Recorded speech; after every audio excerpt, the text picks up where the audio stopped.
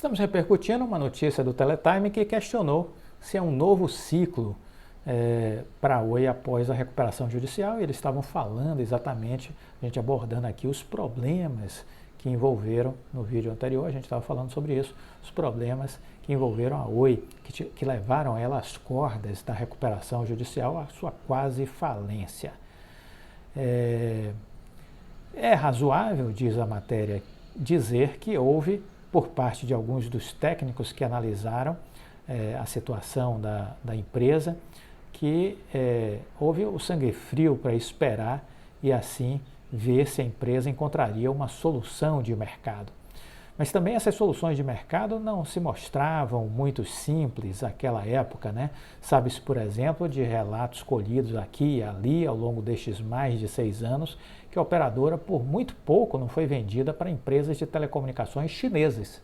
Então, olha aí uma informação que essa eu não sabia, né? Por muito pouco a empresa não foi vendida para grupos de telecomunicações da China, né? Na época ali das maiores dificuldades, né? Ao que tudo indica, nem mesmo os chineses acreditaram à época que haveria uma solução viável. É por isso que eu digo que o Rodrigo Abreu é um gigante. Por isso que eu digo toda vez, o Rodrigo Abreu é um gigante, porque ele montou um plano que parava de pé. Ele botou um plano que parava de pé. É isso que ele fez.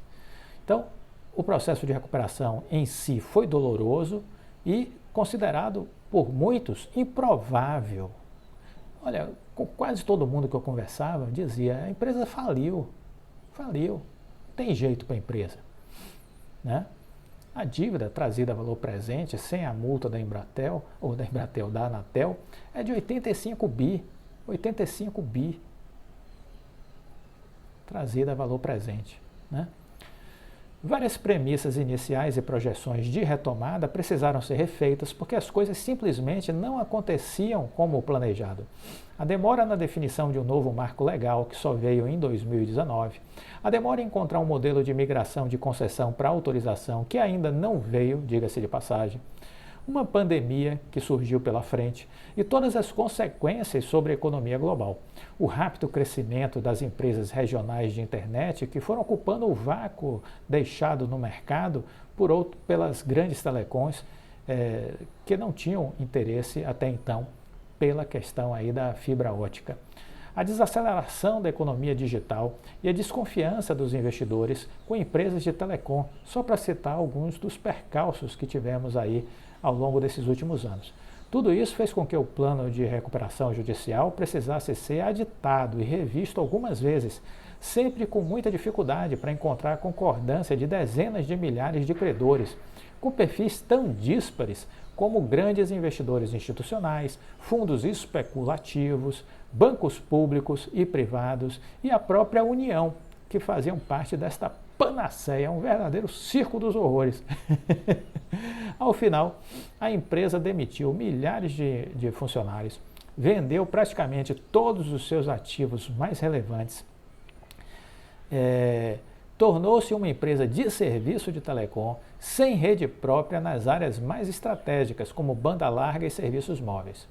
E é justamente nesse novo modelo que reside o que parece ser o único caminho viável para a Oi, como parte do seu processo de desmembramento para a venda dos ativos estratégicos e consequente capitalização. A Oi acabou impulsionando um movimento que já estava em curso no Brasil, mas que foi turbinado com a criação da Vital, antiga Infraco, criada pela Oi, onde se consolidou aí os seus mais de 400 mil quilômetros de rede de fibra ótica. É a maior malha de fibra ótica do país, né? A anos-luz de distância dos outros competidores.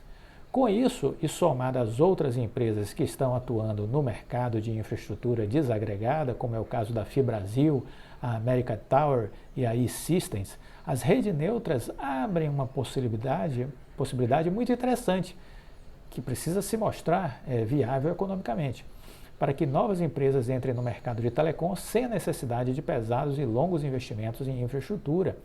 Este é um segmento que é para poucos, né? Por isso, sempre que o Rodrigo Abreu comentou a respeito disso, olha, exige muito investimento essa área de telecomunicações e só os grandes players sobrevivem, né?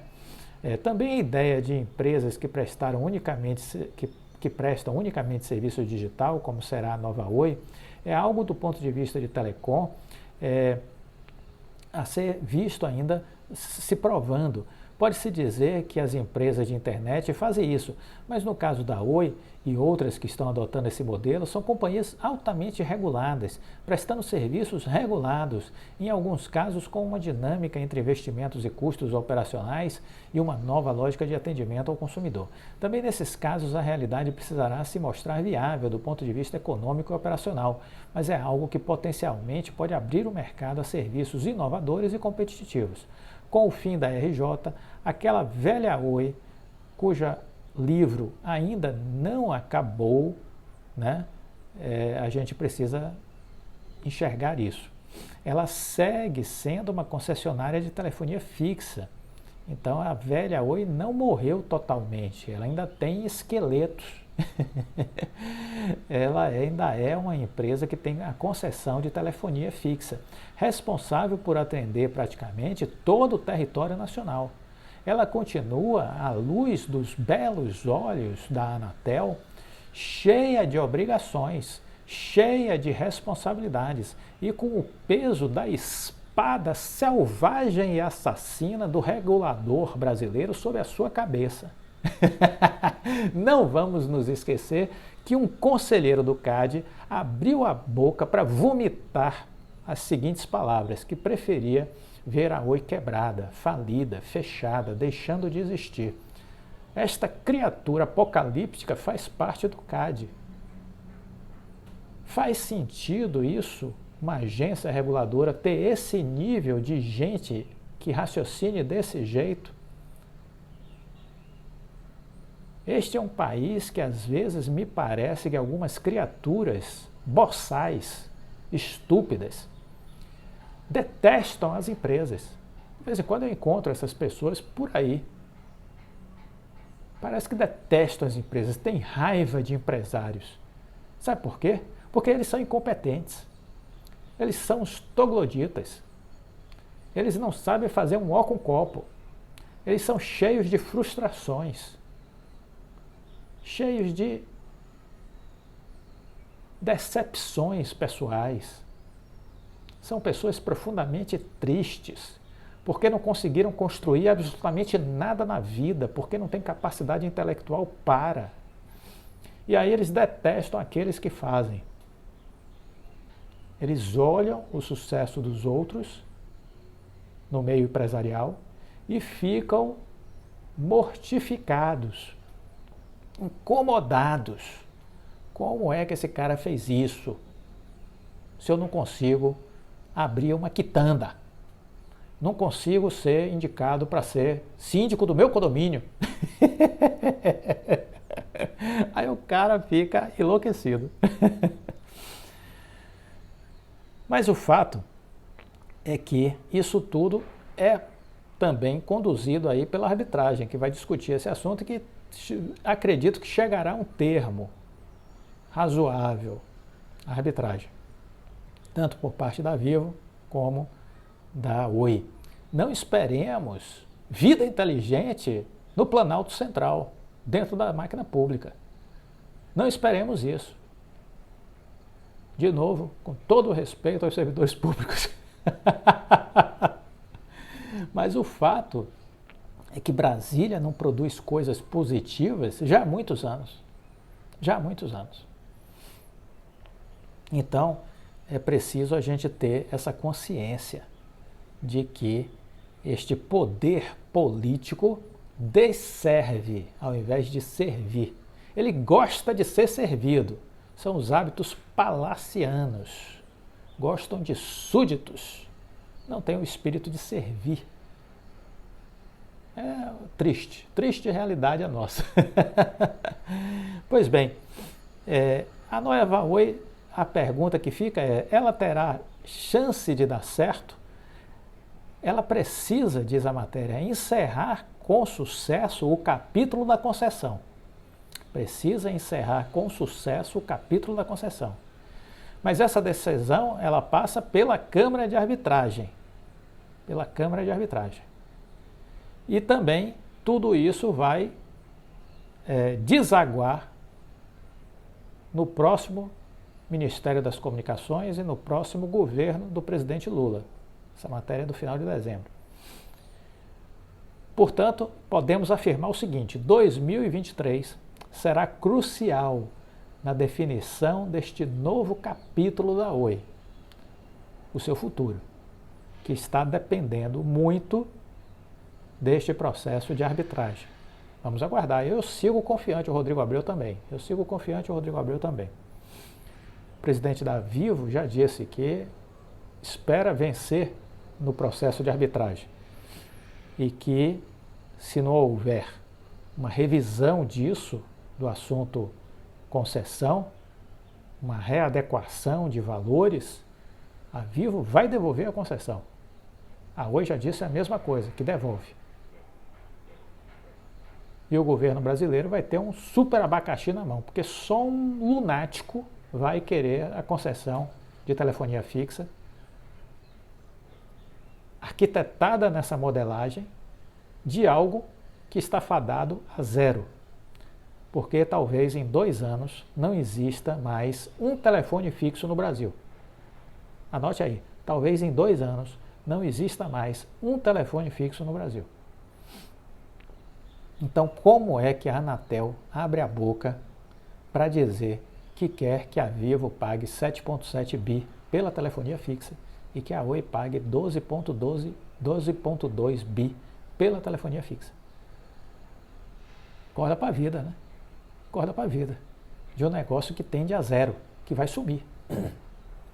Não é razoável, não é inteligente, né? O fato, terminando aqui a matéria, é que quando a Oi entrou em recuperação judicial, muita gente dizia que ela era grande demais para quebrar. Ela não quebrou, mas ela também já não é a gigante do passado. Por outro lado, ela ainda é uma empresa relevante. Ela já não é a gigante do passado, mas ela também ainda é uma empresa relevante. E é possível olhar para a nova Oi e ainda enxergar um importante motor de competição e investimento, de geração de empregos e de inovação. Com o fim da RJ, a Oi saiu do seu capítulo mais doloroso. Os seus próximos capítulos estão intimamente ligados ao que será o futuro das telecomunicações no Brasil. Vamos aguardar e conferir, né? Muito bom esse artigo, né, essa matéria, e interessante para que a gente veja essa complexidade. As pessoas às vezes querem tratar esse assunto de hoje de forma simplória, porque talvez suas mentes sejam muito simplistas, mas é um assunto complexo, com muitas lições, aprendizados, reflexões, né? A propósito, não deixe de assinar a seleção de empresas. R$ 360, você vai todo mês receber o nosso estudo mensal, PDF, com análise de cenários macroeconômicos e as empresas que eu invisto e que eu estou estudando. É uma ferramenta útil para você tomar as suas decisões, montar as suas estratégias, se afastar do ruído, do barulho. Muita gente me perguntou: você tem PRIO? Claro.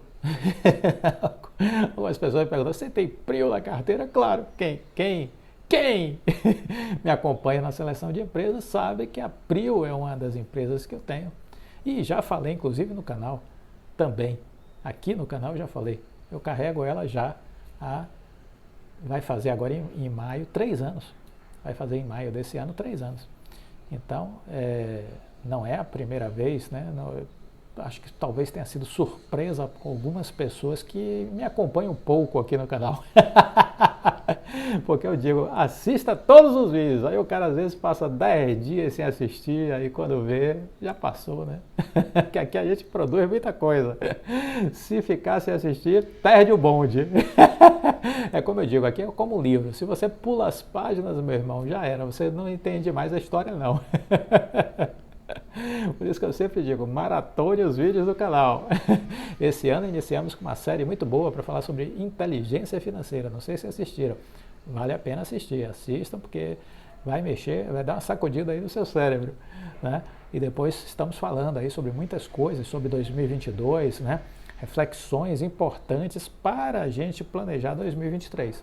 Então, se você perdeu aí os nossos vídeos desse ano, já estamos aqui no dia 21 de janeiro, né? Nós fomos produzindo aí 2 vídeos todos os dias, então tem muito aí, tem 40 vídeos para você assistir.